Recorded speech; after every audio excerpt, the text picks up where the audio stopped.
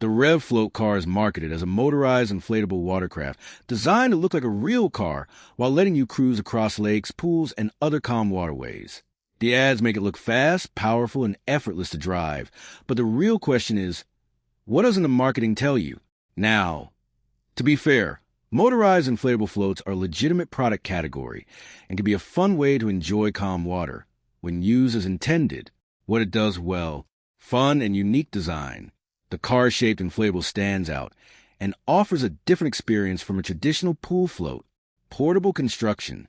Because it's inflatable, it's much easier to transport and store than a boat or personal watercraft, where the hype falls apart. It's not a real personal watercraft.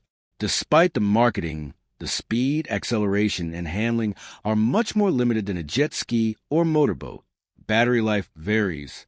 How long it runs depends on rider weight, speed, and water conditions. Inflatables require careful handling. Sharp objects, rough surfaces, and improper storage can damage the material. So, should you buy the Rev Float Car? Short answer: yes, if you know what you're getting. If you're looking for a fun novelty inflatable for relaxing rides on calm water, it may be worth considering.